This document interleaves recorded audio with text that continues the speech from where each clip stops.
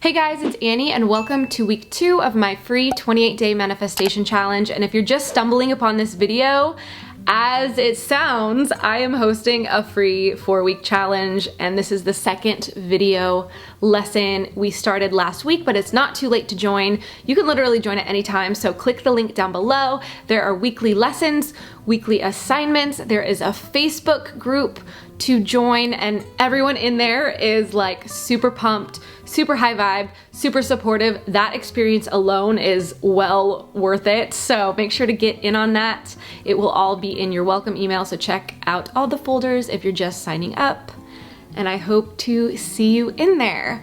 But for week 2, some things I want to touch on. I want to touch on a few points from last week, and that is about releasing what does not serve us. I also want to talk about how our words and our thoughts create our reality, and just like raising our vibration in general.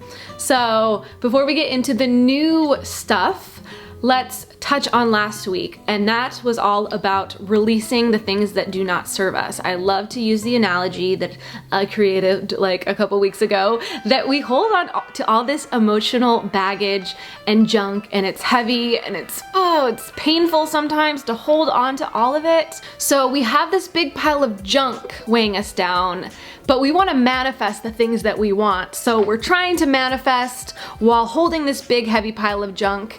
And then even if we get the thing that we want and set it on top of this pile of junk and we finally have it, we still are holding on to this heavy pile of junk that is draining our energy and does not feel good, even if we were to get the thing that we want on top of all that stuff. So it's about first releasing, clearing that out, clearing out your energy. If your energy is blocked with all of this emotional trash, basically, then you don't have any space in your world, in your energy, in your mind to even bring in the things that you want, because you're so boggled down by the things that don't serve you. So last week we talked about feeling that, processing that, letting that go.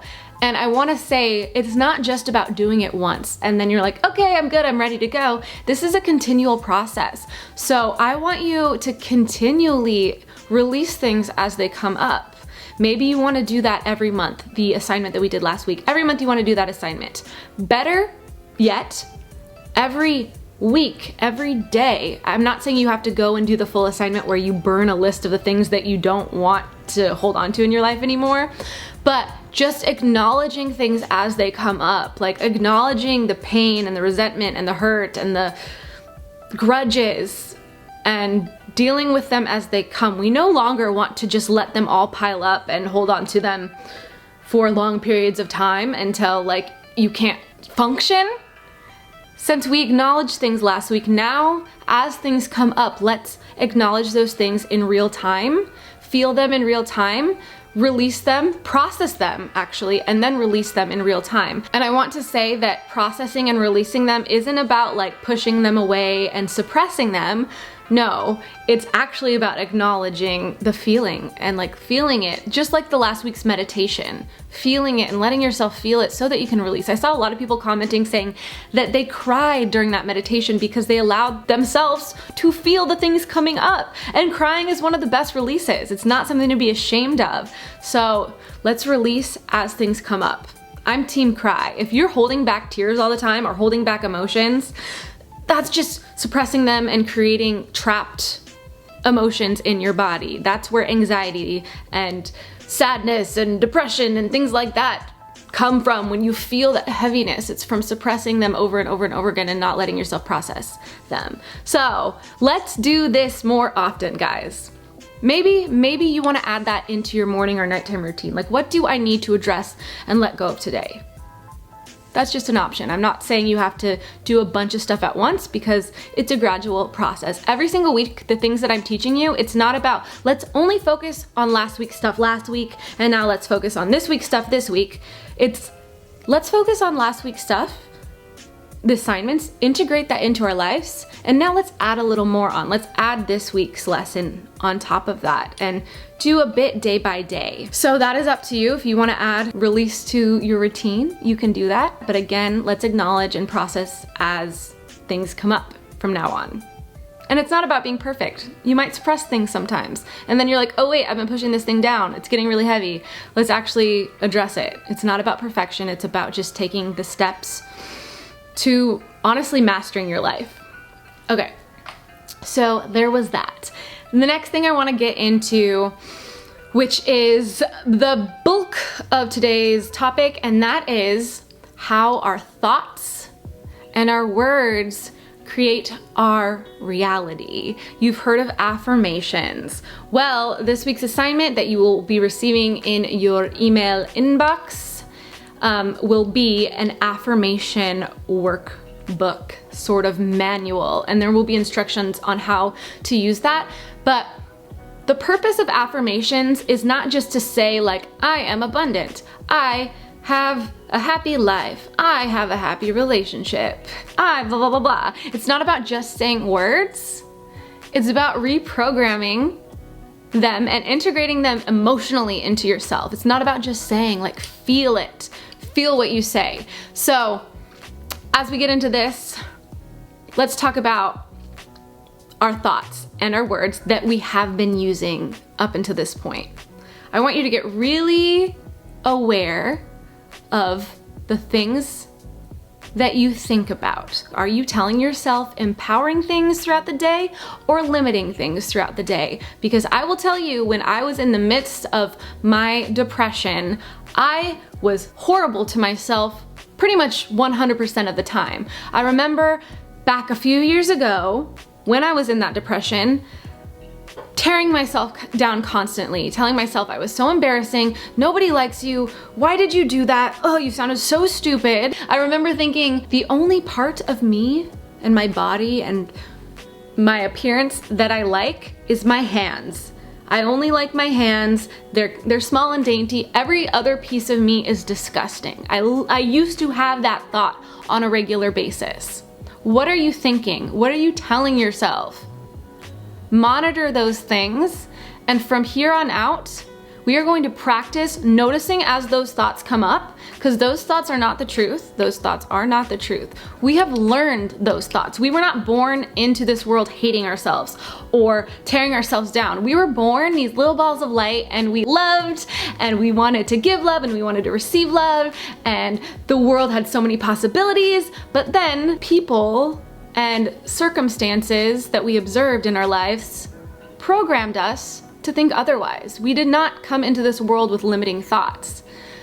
Our parents did the best that they could, most of them at least, did the best that they could with what they knew, but they were also just trying to keep us safe. Like, how many times as a child did we hear our parents tell us to not do things? Stop being yourself, stop screaming, stop laughing, you're being too loud. Or how many times did you hear your parents criticizing themselves? Your mom saying like, oh, I'm so fat, oh, I need to eat better, obsessing over whatever.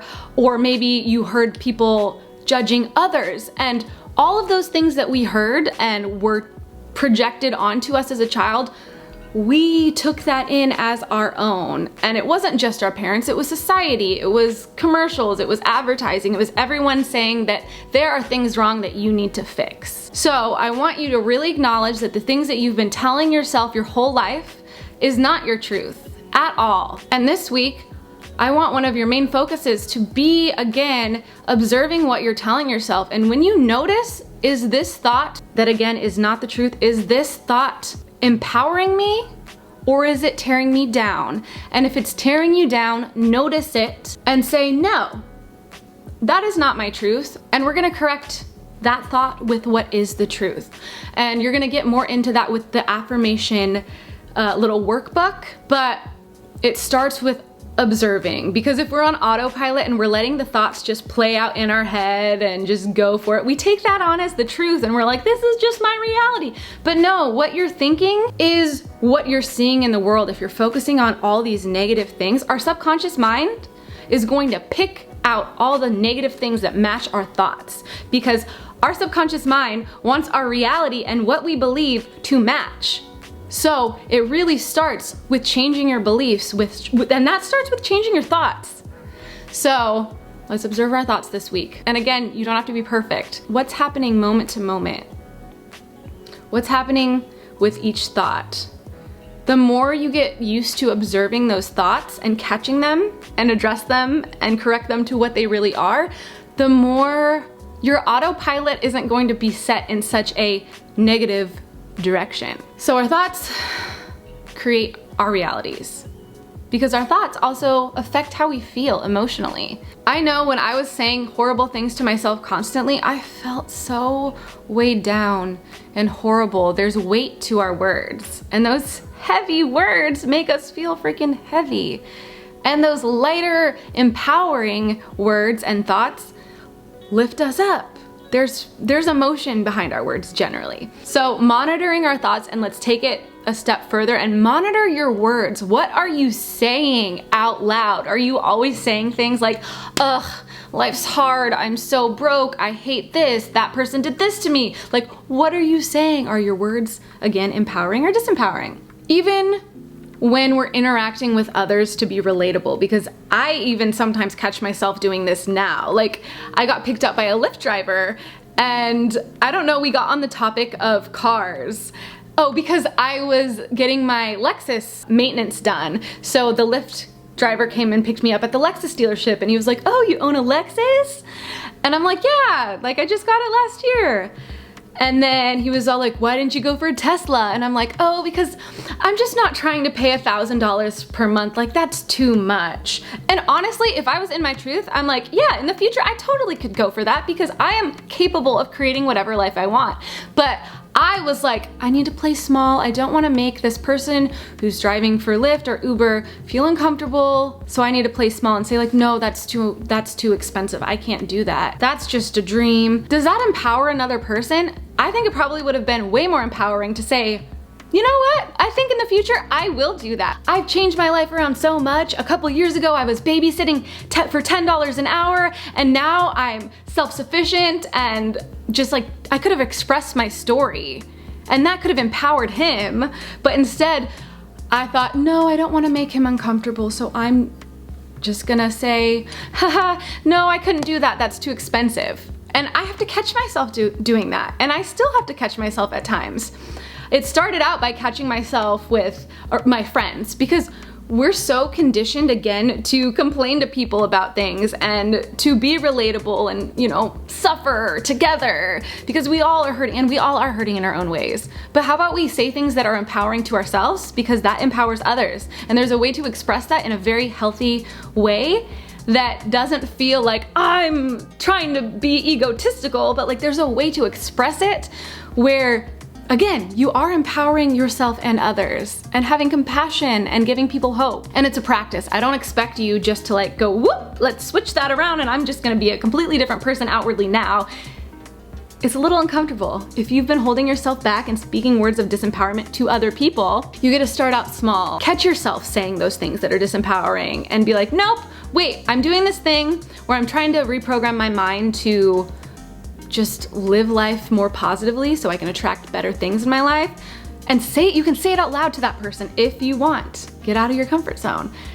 Just say like, I'm doing this thing and I'm catching myself. So you can even ask people in your life to help call you out and say, hey, if you catch me saying something that is limiting during this next week or this next month or whatever, I give you full permission to make a game out of it and just call me out, because I want to learn to catch myself, so maybe you can help me do it. It might seem weird, but it's something I'm trying to do, so hey, just thought I'd put it out there. You don't have to say that to them, but sometimes that really helps. And here's the thing, they've done so many experiments and studies on water molecules and plants that the words that you say and the thoughts that you think can actually affect the structure. I don't know if that's the right scientific wording, but it affects water molecules, and disempowering, negative, sad, low emotional things affect it, and it makes the water molecule look all like distorted. But then when you're saying words that are coming from love and high vibrational things, it makes the water molecule just look beautiful. So if these things can affect a water molecule in that way, think of how it affects us humans. The majority of our human suit that we live in is made out of water. Same with plants. They've done experiments where you say really nice, lovely things and send good energy to one plant, and then you send bad energy and bad words to another plant, and the one that gets the good positive energy flourishes and grows, and then the one who gets the negative energy shrivels up often and dies. Same thing with ourselves. It's not just like nothing. It's not just like, oh, why would that work? Why would saying better things and having better thoughts do anything for my life? It does a lot. I had someone just recently comment on a video saying, I've tried this whole self-help thing, I've read self-help books, but I'm so stupid, it doesn't do anything. Like, I'm a middle-aged loser and just things like that. I'm like, reading self-help and watching videos does nothing if you don't start by addressing how you're treating yourself. That is the number one thing. And that is the thing with manifestation. It's not about just wishing for what you want. It's about changing your emotional state and raising your vibration, which means raising your emotional level, because you attract the things that you vibrate at the same frequency with, if that makes sense. I know vibration sounds like super woo-woo whatever to a lot of people, but just think of it as emotions. If you want things that you think are gonna make you happy, it's like those things have a happy vibration to them. So it's not getting that thing that will make you happy, it's about raising your energy emotional level to match that thing that you want, and that's when it's such an easy fit to come to you. So that's why we're starting with this stuff that's like emotional, blah, blah, blah. And I know a lot of people are like, I just wanna say magical words and have things come to me, but that's not just it, it's about how you feel. As you do the affirmation work this week, it's not just about saying affirmations. I am happy, I am, again, abundant, or whatever that may be. But as you say each thing or write each affirmation, feel it. What does that truth feel like to you? What does I am abundant feel like to you? Like, what does it feel like? It feels like, for me, expansive. I feel it in my body. I feel empowered. No, again, that's why last week we talked about feeling into your body, because that's your vibration. The feelings you have inside your body, in your energy, that is your vibration. So if you're numbed out to it and cut off from it, that's just gonna block you. So what does each affirmation mean to you, and what does it feel like? Take it in as you do this exercise this week. So that is the main focus, but I wanted to go into a few other things.